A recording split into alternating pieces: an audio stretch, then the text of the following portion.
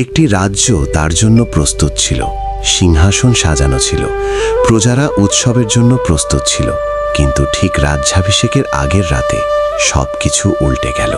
একজন রাজপুত্র, যিনি সকালে রাজা হবেন বলে সারা অযোধ্যা উদযাপন করছিল, সেই রাতেই সিদ্ধান্ত নিলেন 14 বছরের জন্য বনবাসে যেতে।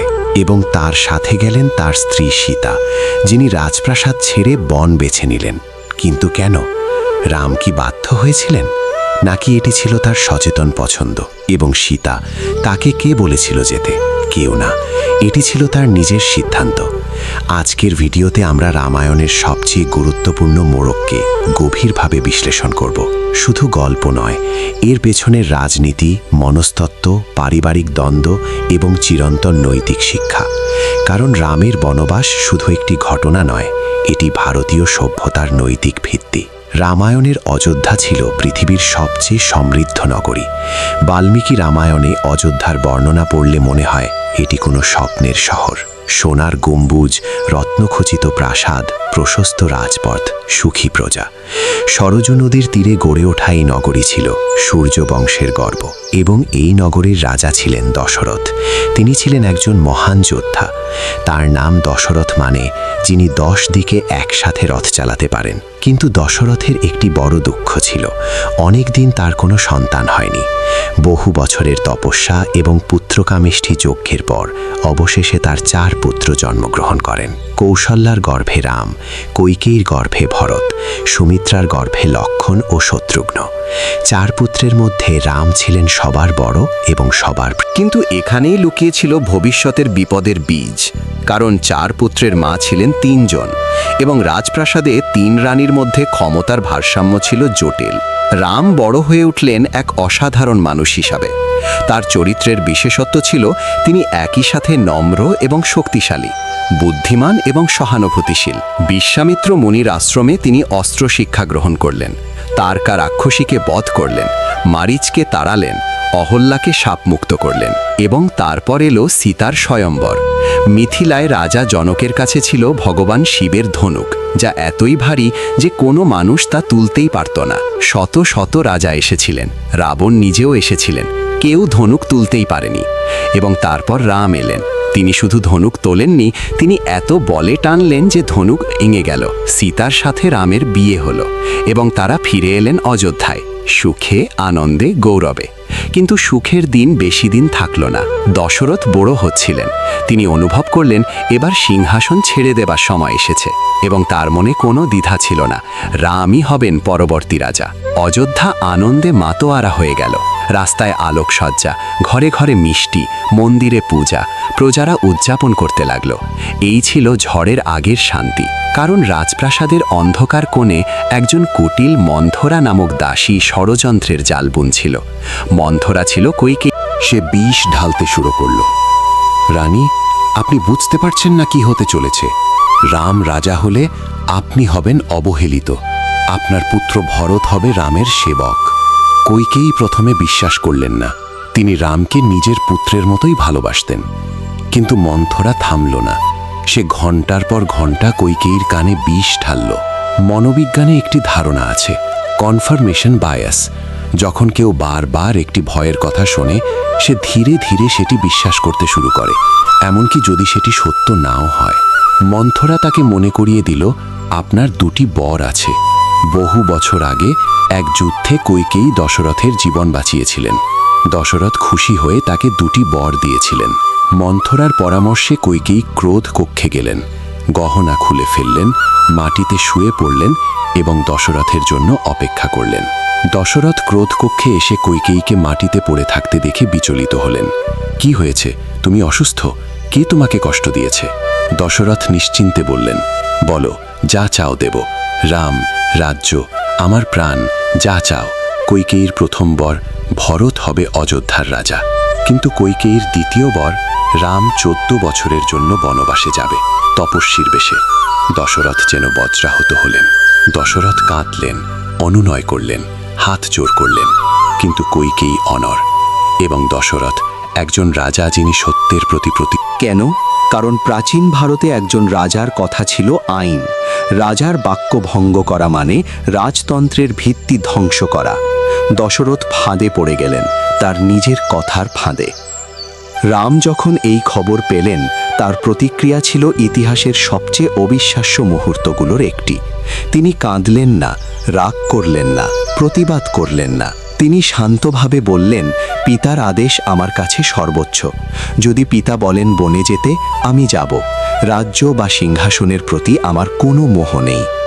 রাম চাইলে বিদ্রোহ করতে পারতেন। সেনাবাহিনী তার পক্ষে ছিল, প্রজারা তার পক্ষে ছিল, মন্ত্রীরা তার পক্ষে ছিল। কিন্তু রাম বিদ্রোহ করলেন না। রাম সীতাকে বললেন, তুমি রাজপ্রাসাদে থাকো, বনবাস কঠিন, আমি একাই যাব। সীতার উত্তর ছিল অমর, স্বামী ছাড়া স্ত্রীর ধর্ম নেই। আপনি যেখানে, আমি সেখানে। রাজপ্রাসাদ আমার ঘর নয়, আপনি আমার ঘর। এবং লক্ষণ, তিনি রাগে ফুঁসছিলেন। তিনি চেয়েছিলেন অস্ত্র হাতে নিয়ে সবকিছু সমাধান করতে। কিন্তু রাম তাকে শান্ত করলেন। ক্রোধ কোনো সমাধান নয় ভাই। লক্ষণও সিদ্ধান্ত নিলেন, তিনিও বনে যাবেন দাদার সাথে, নিজের স্ত্রী উর্মিলাকে রেখে। তিনজন একসাথে রওনা দিলেন। সিংহাসনের উত্তরাধিকারী, মিথিলার রাজকন্যা এবং একজন নিবেদিত ভাই। রাজবেশ ত্যাগ করে বলকল পরে সমগ্র অযোধ্যা কাঁদছিল। প্রজারা রামের পথে দাঁড়িয়েছিলেন, চোখে জল, হাতে ফুল। সরজু নদী পার হওয়ার সময় রাম শেষবারের মতো অযোধ্যার দিকে তাকালেন। তার চোখে কি কষ্ট ছিল? হয়তো, কিন্তু তার মুখে ছিল শান্তি। এদিকে দশরথ, তিনি সহ্য করতে পারলেন না। রামকে হারানোর শোক তাকে ভেঙে দিল। রামের বনবাসের পরের দিনই রাজা দশরথ প্রাণ ত্যাগ করলেন। রাম, রাম, এটি ছিল তার শেষ উচ্চারণ।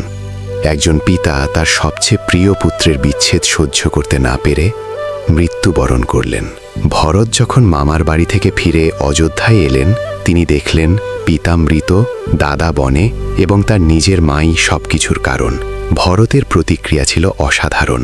তিনি সিংহাসন প্রত্যাখ্যান করলেন, নিজের মায়ের কর্মকে ধিক্কার জানালেন এবং সেনাবাহিনী নিয়ে বনে গেলেন রামকে ফিরিয়ে আনতে।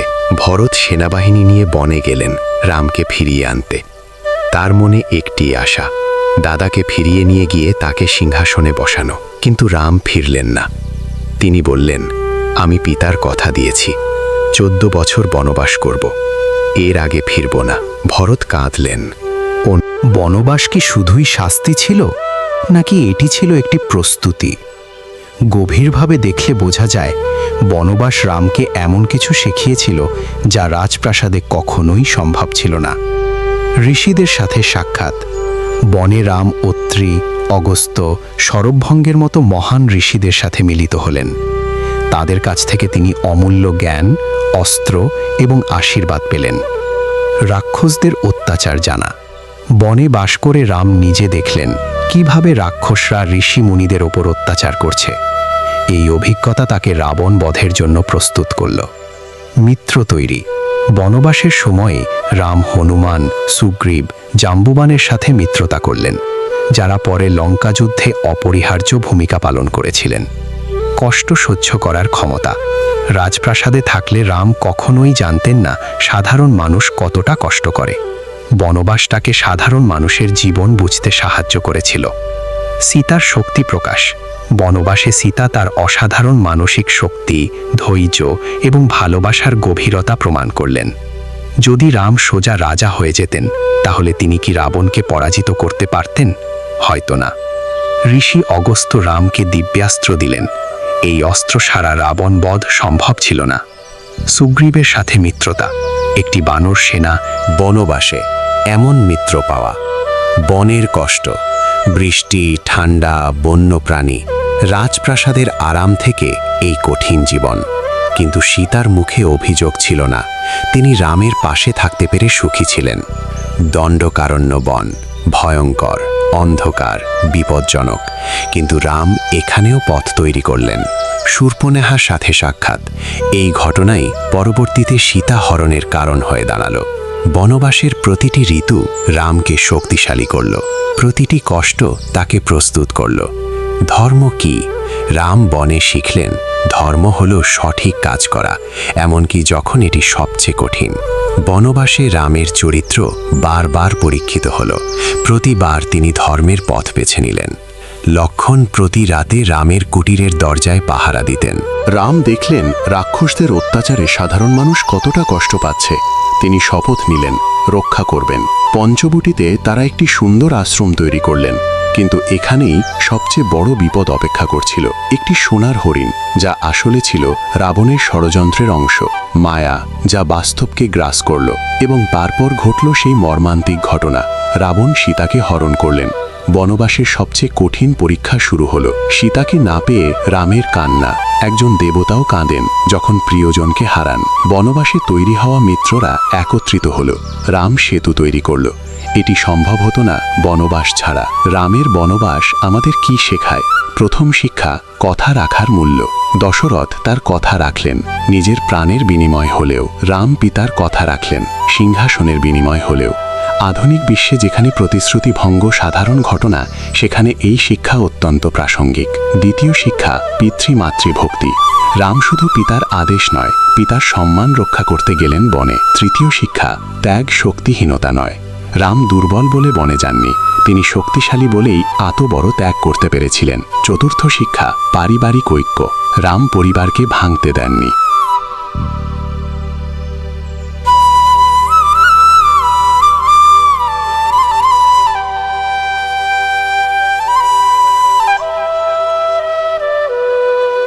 পঞ্চম শিক্ষা, নারীর স্বাধীন পছন্দ। সীতা বনবাসে যাওয়ার সিদ্ধান্ত নিজে নিয়েছিলেন। দশরথ, তার ট্র্যাজেডি হল অতিরিক্ত ভালোবাসা। তিনি ভালোবাসার শিকার। কইকেয়ী মূলত খারাপ ছিলেন না, তিনি ছিলেন ভয়ের শিকার, ভবিষ্যৎ অনিশ্চয়তার ভয়। মন্থরা ছিল টক্সিক ইনফ্লুয়েন্সার, আধুনিক ভাষায় যাকে বলে বিষাক্ত প্রভাবশালী। রাম ছিলেন ইমোশনাল ইন্টেলিজেন্সের চূড়ান্ত উদাহরণ। তিনি পরিস্থিতি বুঝেছিলেন, আবেগ নিয়ন্ত্রণ করেছিলেন। সীতা ছিলেন স্বাধীন সিদ্ধান্ত এবং নিঃশর্ত ভালোবাসার মূর্তি। লক্ষণ ছিলেন ক্রোধ এবং আনুগত্যের মিশ্রণ। ভরত ছিলেন সততা এবং আত্মত্যাগের প্রতীক। আধুনিক নেতৃত্বে রামের শিক্ষা, ক্ষমতা ত্যাগ করার সাহস সবচেয়ে বড় নেতৃত্ব। একজন বিষাক্ত ব্যক্তি কিভাবে পুরো পরিবার ধ্বংস করতে পারে। মন্থরার উদাহরণ। মর্যাদা, রাম কেন মর্যাদা পুরুষোত্তম? কারণ তিনি সীমারেখা মানতেন। গ্রিক ট্র্যাজেডির সাথে তুলনা, দশরথ এবং ওডিপাস দুজনেই নিজের কথায় ফেসে গেলেন। দশরথের কর্মফল, যৌবনে তিনি শব্দবেধী বাণে শ্রবণ কুমারকে ভুলে হত্যা করেছিলেন। শ্রবণের অন্ধ পিতা অভিশাপ দিয়েছিলেন, তুমিও পুত্রশোকে মরবে। সেই অভিশাপ ফলেছিল। কর্মচক্র সম্পূর্ণ হল, অতীতের পাপ বর্তমানে ফিরে এলো। রামরাজ্য, আদর্শ শাসনের প্রতিশব্দ। বনবাসের অভিজ্ঞতা ছাড়া রামরাজ্য সম্ভব ছিল না। রামায়ণের নারী সীতা, কৈকেয়ী, কৌশল্যা, উর্মিলা প্রত্যেকে সক্রিয় সিদ্ধান্ত নিয়েছিলেন। 4টি ত্যাগ, রামের সিংহাসন ত্যাগ, ভরতের ক্ষমতা ত্যাগ, লক্ষণের সংসার ত্যাগ, সীতার আরাম ত্যাগ। বিশ্বামিত্র, অগস্ত্য গুরুরা রামকে প্রস্তুত করলেন। বনবাস ছাড়া এই শিক্ষা সম্ভব ছিল না। 14 বছর পর রাম ফিরলেন। অযোধ্যা আলোকিত হল। দীপাবলির সেই প্রথম রাত। দীপাবলি, রামের প্রত্যাবর্তন উদযাপন। অন্ধকারের পর আলো, নির্বাসনের পর প্রত্যাবর্তন। রাম অবশেষে রাজা হলেন, কিন্তু এখন তিনি শুধু রাজপুত্র নন, তিনি মর্যাদা পুরুষোত্তম। রামরাজ্যে কেউ অসুখী ছিল না, কেউ দরিদ্র ছিল না, কেউ ভয়ে ছিল না। আজকের গণতন্ত্র রামরাজ্যের আদর্শ থেকে কতটা দূরে? রামের শিক্ষা কি আজও প্রাসঙ্গিক? আজকের বাবা ছেলের সম্পর্কে রামের শিক্ষা, সম্মান, আনুগত্য, ভালোবাসা। সীতা কি দুর্বল ছিলেন? না, তিনি ছিলেন সবচেয়ে শক্তিশালী, কারণ তিনি বেছে নিয়েছিলেন। কৈকেয়ী কি সত্যিই দোষী, নাকি তিনিও একজন শিকার ছিলেন ভয় এবং পরিস্থিতির? মন্থরাকে কে তৈরি করল? সমাজের উপহাস, অবহেলা যা তাকে বিষাক্ত করেছিল। রাম কৈকেয়ীকে ক্ষমা করলেন। ফিরে এসে তিনি তাকে মা বলেই সম্বোধন করলেন। তাহলে রাম কেন বনবাসে গেলেন? পৃষ্ঠতলে উত্তর সহজ, পিতার আদেশ পালন। কিন্তু গভীরে দেখলে এটি ছিল ধর্ম, ত্যাগ, ভালোবাসা এবং নৈতিক শক্তির মহাকাব্যিক প্রদর্শনী। রাম রাজা হতে চাননি, তিনি চেয়েছিলেন আদর্শ হতে, এবং আদর্শ হওয়ার জন্য তাকে প্রথমে সবকিছু ত্যাগ করতে হয়েছিল। সীতা রাজপ্রাসাদে থাকতে পারতেন, কিন্তু তিনি বেছে নিলেন স্বামীর সাথে কষ্ট। ভরত রাজা হতে পারতেন, কিন্তু তিনি বেছে নিলেন দাদার চটি সিংহাসনে রেখে তপস্বীর জীবন। লক্ষ্মণ নিজের জীবন বেছে নিতে পারতেন, কিন্তু তিনি বেছে নিলেন দাদার সেবা। প্রত্যেকে ত্যাগ করলেন, এবং সেই ত্যাগই তাদের অমর করল। হাজার হাজার বছর পরেও আজও রামরাজ্য শব্দটি আদর্শ শাসনের প্রতিশব্দ, কারণ রামরাজ্যের ভিত্তি ছিল ত্যাগ, সত্য এবং ধর্ম।